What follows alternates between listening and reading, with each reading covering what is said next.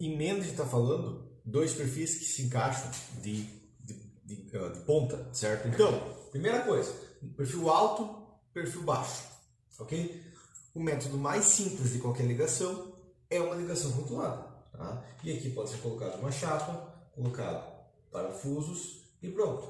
É o mais simples. Ah, mas daí eu não vou conseguir transmitir momento, vai ficar uma estrutura mais fraca, porque eu fiz uma ligação fraca, correto? Eu preciso transmitir momentos porque eu quero uma estrutura mais rígida, tudo mais, ok?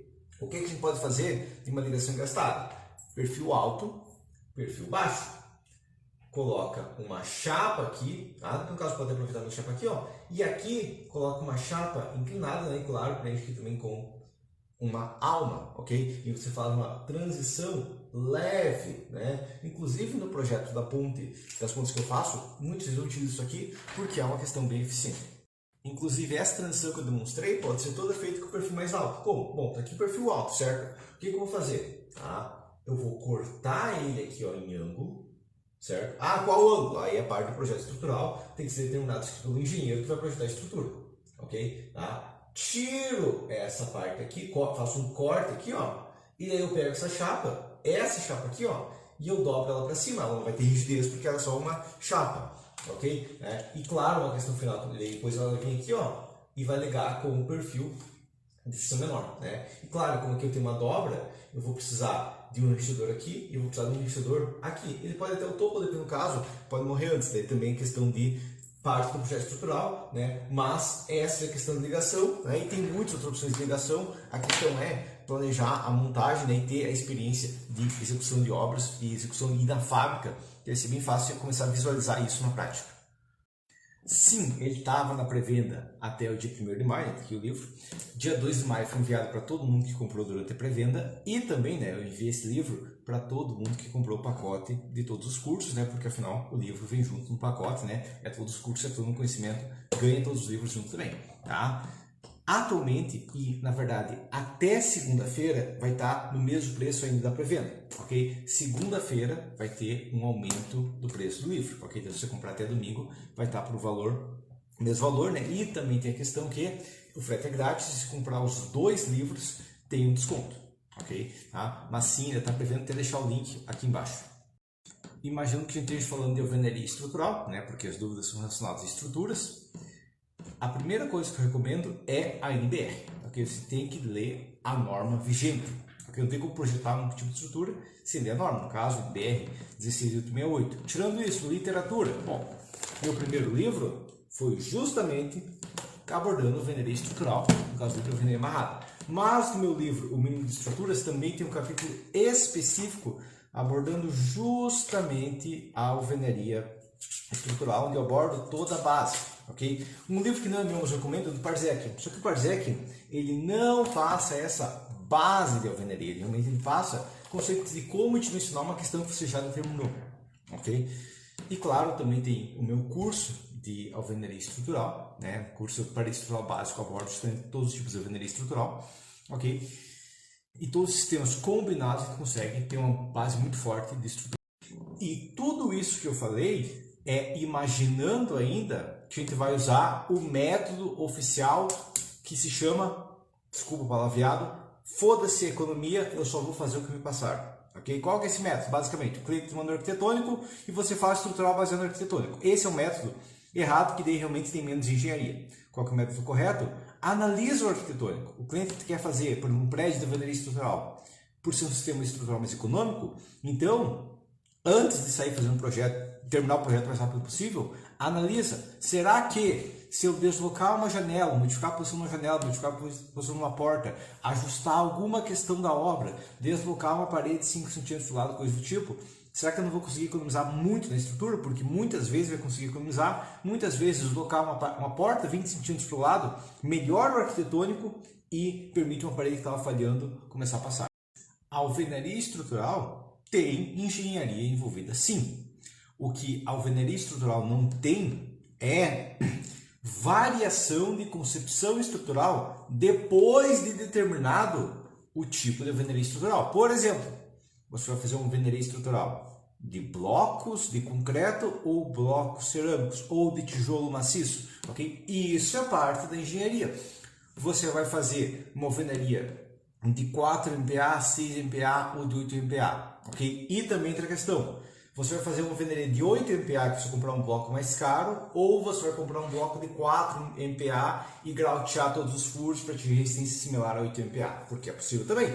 E isso também é engenharia, ok? Tá? Mas não vai ter diferenças na concepção estrutural, vai ter diferenças na escolha de que parede você vai usar para resistir, quantos níveis você vai usar bloco 4 MPa, quantos níveis você vai usar 6 MPa e assim por diante. Se você tem um vão de 10 metros e tem uma viga apoiando em pilares com 14 centímetros no sentido do vão dos 10 metros, você tem que aplicar de maneira drástica aquela questão de armadilha de rigidez ao máximo dos pilares e evitar a armadilha de rigidez ao máximo dos pilares. Ok? Tá? A ligação, se a gente está imaginando concreto armado, claro, se for metálico não é problema, mas pré-moldado não é problema também, mas se for concreto armado, geralmente pilar de 14 concreto armado, vai ser um engaste parcial, assim como toda ligação de concreto armado. Como que a gente faz para melhorar ela? A gente reduz o engaste de maneira natural e, dependendo do caso, de maneira forçada, porque tem duas maneiras de redistribuir, redistribuição natural e forçada. Tem vídeo no canal, inclusive, sobre redistribuição natural e forçada. Assista ele também para você ver como você pode redistribuir naturalmente e esses pilares 14 ficar com uma taxa de aço aceitável. Não, eu não sigo nenhuma recomendação da AMI-118, eu sigo as regras da AMI-118. Eu não sigo recomendação, a AMI-118 não recomenda, ela tem regras, ela tem requisitos, ok? Em ancoragem de barras, eu vou calcular o LB e usar o LB ou duplo LB no caso de transpasse todas as barras na mesma posição, porque é o que a gente tem normativamente. Claro, posso usar gancho para reduzir em 30% e tudo mais? Posso, tá? Posso usar o código americano ACI e calcular o comprimento da dobra e tudo mais? Sim, posso. Tem vídeo no canal, calcula o comprimento da dobra, tá? Mas basicamente eu sigo o quê? As regras, não recomendações, as regras da AMI 18 e as regras do código americano, o ACI. Se dimensionado, uma alvenaria de blocos consegue tranquilamente suportar empuxo. Claro, entra a questão, se você está limitado na espessura, concreto maciço vai ser melhor do que blocos, porque você consegue muito mais liberdade de posicionamento de barras e tudo mais. Agora, se a gente está falando, por exemplo, uma alvenaria de blocos de 14, blocos de 19, como 5, 6 MPa, que é o mais comum que você encontrar no mercado, comparado a uma parede maciça de 10, a resistência dos dois elementos é bem similar, ok? Então, nada impede de trabalhar com alvenaria de blocos, ok? A alvenaria é um sistema extremamente eficiente e antigo, ok? É uma questão que a gente tem uma base muito forte de como ela funciona, tá? E não é uma questão arriscada se for dimensionada corretamente, ok? Ao bem, a gente faz alvenaria há 5.000 anos ou mais e ainda tem muitas obras que foram feitas há 5.000 anos e está de pé, vidas pirâmides. A NBR é um código de regras. Ela não vai ter, por exemplo, como dimensionar uma escada. Tá? Ela não vai ter isso. Tá? Por quê? Porque imagina você buscar o código de trânsito, onde que está, como que faz para ir de São Paulo a Curitiba. Não vai dizer. Você vai dizer que tem que respeitar os limites de velocidade e outros fatores. Okay? Então você vai pegar a NBR, ela vai criar limites do dimensionamento, mas você ainda vai criar sua concepção como base. Ok? E aí você pode usar mesmo a NBR, claro, combinado a NBR 14762 também é aço, também tem que ser abordado no projeto, mas você vai pegar todos os fatores ali e aplicar para a obra que aparecer. Tá? Ah, mas apareceu uma obra, sei lá, de um galpão cobertura isolada. Funciona igual. A NBR 8800 não tem nenhum lugar galpão cobertura isolada, mas ela pode ser usada para galpão de cobertura isolada, entendeu?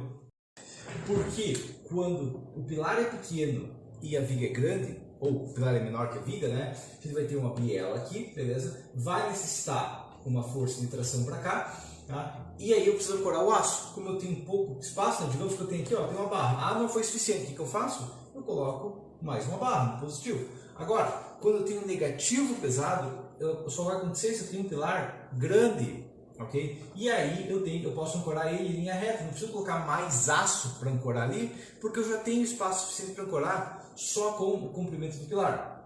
E se não for suficiente, claro, é só reduzir o diâmetro e colocar mais barras. Tá? Agora, o único caso que isso pode acontecer é sobrados de alto padrão, onde o engenheiro vai lá e projeta a viga errado, subdimensiona, não faz pré-dimensionamento e aí coloca uma viga muito pequena que engasta e gera uma magia de rigidez num pilar grande. Tem essa solução. A solução é elimina a armadilha de rigidez, conforme o vídeo da armadilha de rigidez. Número 1. Reduzindo ao máximo que precisa reforçar. Como é feito isso? Aplicando redistribuição até chegar em 100% da solicitação no positivo e 100% da flecha, né? Desde que não falhe na flecha e desde que não falhe no positivo, continua redistribuindo. Okay? Isso vai minimizar o quanto que você precisa reforçar, ou pode até eliminar e não necessitar nenhum reforço. Ah, mas ainda precisa reforço. Ok. Imaginando uma viga de concreto armado, que eu acredito que seja, você pode trabalhar com mão francesa, mas na verdade metálica é mais fácil ainda reforçar, né? Mas colocar uma mão francesa que você aumenta o momento de fator resistido naquela região. Ok? Isso é mais fácil por quê? Porque é um reforço local. Okay? Você está reforçando só aquela região, não precisa reforçar a viga inteira. Ah, eu vou usar uma viga vagão. Viga vagão tem que reforçar a viga inteira. Tá? Aplicar uma mão francesa, claro, cada sistema vai ter um método diferente de aplicar essa mão francesa, vai ser um reforço local. E lembra, claro, que tem que reforçar para os dois lados. Tanto pré-moldado quanto metálica é bem limitado no Brasil. A literatura do Brasil, praticamente todo o foco dela é concreto armado, tem um pouco de alvenaria estrutural e o restante, mas é bem pouco, é bem raro. Você consegue muito mais fora do Brasil com literatura estrangeira. Tá? Então, o que eu vou recomendar como base? Além, claro, do que a gente tem no Brasil é as normas, okay? Isso a gente lê sempre, e, tirando isso, normas estrangeiras e o site steelconstruction.info, que tem justamente isso, é o mesmo site que eu indico no vídeo de bibliografia. Tá? Agora, isso estou falando uma questão mais avançada. Você quer aprender aprender a base, quer pegar o essencial disso aqui, tá? O meu livro, ou também Fundamentals of Building Construction, mas o meu livro é mais focado em estruturas, o Fundamentals é a execução como um todo da obra. Ok? E também, claro, né? Não sei se não vai entrar como livro, mas os meus cursos, tanto de pré-moldado quanto de metálica, abordam isso. E aí entra a questão, como que um engenheiro pode realmente ganhar um valor adequado em um projeto estrutural? É extremamente simples. Ele não pode entregar uma porcaria de projeto. Ele tem que saber fazer um projeto decente e fazer esse projeto decente. Ele tem que usar o sistema estrutural correto, ele não pode deixar acontecer patologias na obra. Tá? E daí, se ele fizer isso e o mercado começar a perceber que ele tem qualidade, que ele entrega uma coisa melhor do que um monte de botão apertado no eBay que vai gerar um custo excessivo para o cliente, aí ele vai conseguir cliente. Tanto é que eu tenho cliente direto e eu cobro muito mais que R$13,50 por metro quadrado, múltiplas vezes mais. Tá? Tem projeto que chegou a pagar 10 vezes mais que isso, tranquilamente. Tá? A questão é como, porque o cliente sabe que eu vou conseguir entregar qualidade. Então, se você demonstrar para o mercado que entrega qualidade, você pode cobrar mais. Agora, se tudo que você entrega é eu faço projeto estrutural igual a todo mundo, você vai ganhar como todo mundo. Com certeza, é economia básica. Tá? Vamos lá. Qualquer engenheiro que não sabe a diferença de cimento e concreto, tá? Que dormiu todas as aulas, mas baixou o EBERIC, acha que consegue projetar uma casa em um sobrado. Prédio ele tem medo. Agora, casa em sobrado, qualquer engenheiro faz. Okay? Qualquer engenheiro diz que faz, pelo menos, e vende que faz. Tá? Então, o que acontece? Muita oferta. O que acontece quando a oferta aumenta? O preço vai lá para o fim do mundo. Só que o problema, ele acha que sabe. Ele entrega um lixo, porque ele vai lá, aperta uns botões no EBERIC, e finge que é concreto armado, apesar de ser alvenaria amarrada, entrega uns detalhamentos podres que o EBERIC gera como base do detalhamento e entrega com seus detalhamento final, né? E aquele projeto que ele cobrou R$5, R$3 metro quadrado não vale nenhum real, não vale nada. Por quê? Porque se o cliente tivesse contratado um engenheiro com experiência, engenheiro com qualidade, né? Faz o detalhamento correto, faz o projeto correto, usa o sistema estrutural da maneira correta, ele poderia economizar mais de R$100 por metro quadrado e daí pagar 20, 30, 40 reais por metro quadrado, não é um problema. Eu não acho nada porque engenharia não se baseia em achismo. Eu acho legal. Se você acha legal, você vai buscar um engenheiro para determinar isso aqui de uma maneira científica, uma maneira lógica, uma maneira matemática. Ok? Agora, qual é a regra normativa e por que a gente segue ela? A regra normativa é o quê? Que a armadura, se for só construtiva, você pode colocar ferros soltos. Ok? Se for só construtiva. Porém, é mais fácil montar colocando um estribo e você ganha muito na resistência em momentos. Então, na prática, é tipo uma vantagem tão pesada, sem desvantagem nenhuma, praticamente vai gastar tipo, 10 minutos a mais para dobrar 5, 6 estribos por estaca, ok? E prender todos na posição certa. Tá? E além disso, vai gastar mais com espaçadores, lembrando que espaçadores não são opcionais. Né? É legal, eu acho legal. Não. Mesmo que você vai só enfiar ferro solto, você ainda precisa colocar o espaçador na estaca como se fosse uma estaca normal. Igual eu falo no meu ao vivo do mínimo de estágio para o engenheiro civil e também abordo no meu livro, é bem fácil você fazer uma ligação engastada, não importa o que está engastando no que, com 2 pontos de conexão afastados. Tá? Agora, como vai ser esses 2 pontos? Vai depender do projeto como um todo. Okay? Mas tendo 2 pontos de conexão afastados, você gera um engaste.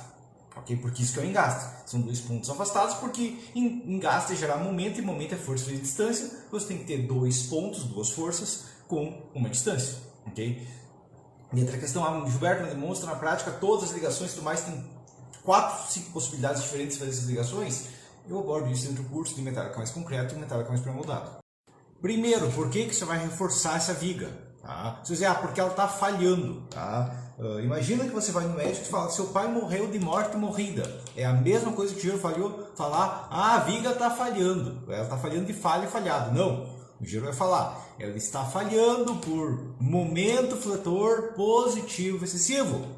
Ela está falhando por cisalhamento na ligação do lado direito com o pilar. Aí a gente pode pensar. Agora, está falhando, faz desfalhar. Okay? Qual que é o melhor reforço? Reforço estrutural, igual está na aula lá de execução, né, que eu, de mínimo de execução para engenheiros, que eu também abordo dentro do meu livro, né? Mas a questão é, no meu segundo livro, na mínimo de estruturas, tá?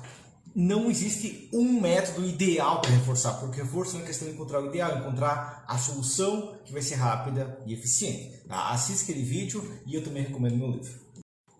Eu peguei 2 perfis metálicos, eles têm mais ou menos o mesmo tamanho para demonstrar isso aqui. Tá? Isso aqui é um perfil 1, mas o mesmo padrão vai seguir de qualquer maneira. Se eu emendar, vou emendar esse perfil aqui assim, certo? O que vai acontecer? Que vai ficar um buraco aqui, tá? Se eu emendar ele de frente aqui, vai ficar um buraco aqui. Então, ao invés disso, pego um perfil e se corta 45 graus aqui e corta 45 graus aqui. E daí um vai ficar entrando dentro do outro, tá? O mesmo padrão. Isso vai garantir um melhor acabamento. Agora, tem outros tipos de ligação? Sim. Por quê? Porque em metálica não existe... Esse é o único jeito de fazer. Não. Em metálica você tem várias opções. E vai depender do que você quer. Você quer o jeito mais simples? Você quer o jeito que vai dar melhor acabamento? Você quer a ligação mais possível porque talvez tenha um momento fletor nessa quina onde 2 perfis terminam? Aí vai depender de cada caso, mas geralmente é feito meia esquadrilha. Tecnicamente pode, a questão é eficiente e econômico isso? Tá? Porque a questão vai depender do espaço entre os pilares, se vai conseguir vencer o vão todo entre os pilares. Tá? Já trabalhei com casos onde realmente eu trabalhei com uma parede de contenção de alvenaria conectada primariamente em pilares. É perfeitamente possível fazer isso, né? De alvenaria dimensionada para flexão horizontal e os pilares para flexão vertical. Só que aí tem que ser planejado o espaçamento de maneira a garantir que tenha uma padronização tanto na armadura quanto que você tem uma alvenaria capaz de vencer aquele vão. Né? O que tem muito maluco que faz, vai lá, projeta os pilares baseado no que ele acha legal e depois coloca a alvenaria e acha que magicamente essa alvenaria vai vencer o vão dos pilares, não importa se é 2 metros, 5 metros ou 8 metros que tem os pilares. Tá? Então até é possível fazer a flexão totalmente na horizontal, não é tão eficiente, mas é possível, certo? Depende do tipo de fundação, pode compensar, mas a questão é que tem que ter um planejamento dos vãos. Um radier é uma placa horizontal de fundação, então ele não pode conter solo na vertical porque ele é horizontal. Agora, o que você pode ter é que você tem uma contenção entre 2 níveis de radier. Eu digo que você tem um radier que uma parte dele está, por exemplo, 0,10 e outra parte está menos 0,8. Né? Tem um desnível na obra. Beleza, esse 0,90 vai ser uma contenção, não vai ser um arrimo porque não está em balanço. Vai ser uma parede de contenção porque ela está ligada no topo e na base, certo? Então isso pode acontecer, você vai colocar uma parede para diferenciar níveis. Agora, como que um radier vai ser um arrimo? Não tem como. É necessário você detalhar algo que vai ser executado, ok? Porque senão a estrutura é feita tudo com os perfis que você usou e a solda é feita errado e a obra cai. De quem que é a culpa? Não é do soldador, porque o soldador não consegue dimensionar solda, é do engenheiro. Ok? Você tem alguma planilha à venda? Eu tenho várias planilhas à venda, agora a questão de solda, tá? Eu tenho isso dentro do curso de metálicas. Tá? Eu não tenho planilha de metálica, de ligações metálicas e tudo mais, porque cada ligação é específica, ok? Até eu tenho algumas planilhas que eu fiz metálica, mas não essa questão de solda, porque a questão de solda vai depender de cada caso, cada perfil e tudo mais, mas dentro do curso de metálicas eu abordo isso. Os romanos faziam pilares puramente de concreto, sem aço nenhum, 2000 anos atrás, ok? Até hoje é possível fazer um pilar puramente concreto, sem aço. A questão é, por qual motivo a gente não coloca aço integral numa estaca? Tá? Qual é a função do aço? Suportar esforços primariamente de tração, porque se for compressão, o concreto é muito mais barato. Okay? Então, quando eu tenho uma estaca, eu posso aumentar o diâmetro para suportar a compressão ou eu posso entupir de aço para suportar a compressão. Você quer pagar 10 vezes mais para o aço suportar a compressão ou você quer pagar 10 vezes menos para o concreto? Essa é a questão. E o concreto puro resiste à compressão tranquilamente. Enquanto não tiver esforços de tração, esforços de flambagem e tudo mais, enquanto está contido pelo solo e são esforços primariamente gravitacionais, não tem por que colocar aço. E se for uma tração muito pequena, o concreto em si é capaz de resistir ali uns 10 kg por centímetro quadrado. Indicado é uma maneira bem estranha de falar, obrigatório pela norma, ok? Tipo, você vai falar, o policial disse que seria legal se eu parasse. Não, não é uma indicação, é uma obrigatoriedade, é uma exigência, é uma norma, ok? Então, quando você vai usar menos que 20 kN por metro quadrado, não 20 kN, 20 kN por metro quadrado, já vai usar unidade científica. Nossa, eu vou usar Newton, porque nem Newton usava Newton, mas você quer usar Newton, então pelo menos usa por metro quadrado para usar a questão de pressão, não é uma questão de carga, é uma questão de pressão, ok? Quando a gente vai usar menos que 20, só quando a gente quer dimensionar errado e se cair, se responsabilizar porque não seguiu a norma. Complexidade é um termo bem subjetivo porque depende da habilidade de quem está fazendo. Por exemplo, alguém que nunca fez a terceira série, parou, nunca estudou, não vai conseguir fazer uma báscara. Mas um engenheiro formado, com capacidade adequada, vai fazer báscara com a mão nas costas. Sabendo isso, então, se a gente está falando de alvenaria estrutural com pavimentos tipo, sem transição nem nada do tipo, vai ser o caso onde tem a maior padronização e é mais fácil um iniciante conseguir chegar no nível de otimizado. Por quê? Porque não tem tantas escolhas no projeto. Tem a questão de saber dimensionar, tem a questão de entender os conceitos, de escolher os pontos rígidos, das quinas e tudo mais.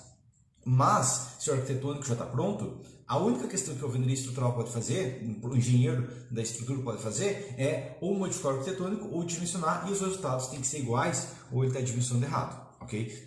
Então, é menos questão de decisão, é mais questão de ter a base técnica. A armadura longitudinal de borda, tecnicamente, vai passar por cima. Mas você tem que ter a armadura de espraiamento, igual do meu vídeo de vigas largas. E, se está falando de uma viga mais larga que o pilar, é difícil que essa viga tenha menos que 20 centímetros de largura. Geralmente uma viga de 40, 50 de largura. E uma viga de 40, 50 de largura, dificilmente você consegue resolver só com 2 ferrinhos embaixo. Ok, teoricamente é possível, usando um envergadura de diâmetro adequado, mas a questão é, tende a ser mais econômico. Se já chegou envergadura 12.5, aumenta a quantia de barras, porque uma viga de 40 de largura cabe em 8 ferros. Não tem por que usar só 2 ferros de 25, quando você pode usar 8 ferros 12.5, por exemplo, porque é mais fácil conseguir, mais fácil transportar, mais fácil dobrar. Okay? E claro, lembra que você tem a armadura do espraiamento igual no vídeo de vigas largas. Vigas de apoio de defletores são praticamente sempre metálicas. Estou imaginando que estou falando de uma viga metálica, que é uma viga treliçada.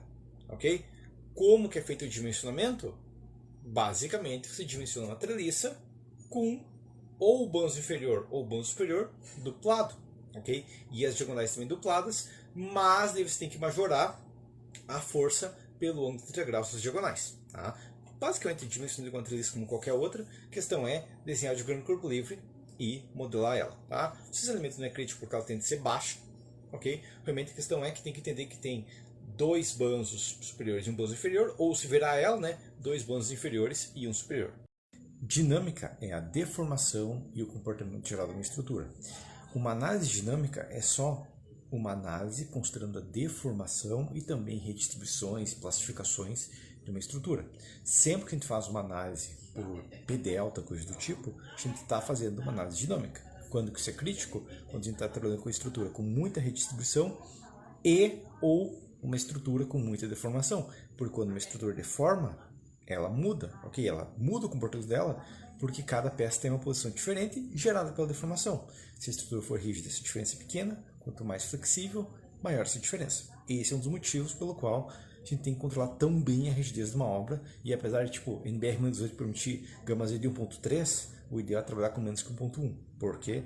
Porque gera uma economia gigante na obra, né? Tem vídeo sobre gama Z no canal, mas vamos ganhar essa ideia, tá? Mas a gente vai aplicar sempre que a deformação muda o comportamento da obra.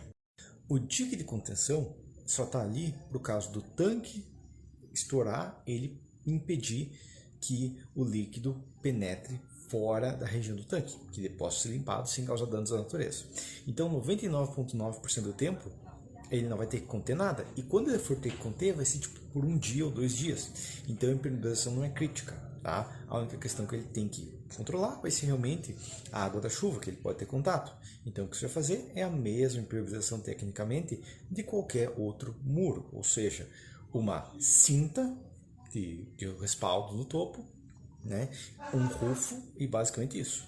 A parte inclinada, tecnicamente, tem o mesmo dimensionamento da parte reta. As questões especiais são que você tem que encontrar o raio de dobramento daquela peça para encontrar o plano de curva, okay? Que vai gerar o anel de tração, e além disso, a compressão vai ter um ganho por causa da inclinação, né? E tecnicamente você tem um efeito de deslizamento também pequeno na próxima borda, mas o criticamente é a compressão que está inclinada e o efeito de arco, que é um pouquinho mais complexo. Você tem que desenhar aquele arco relativo e daí você vai conseguir encontrar, tá? Ah, Gilberto, mas eu quero que você mostre na prática isso.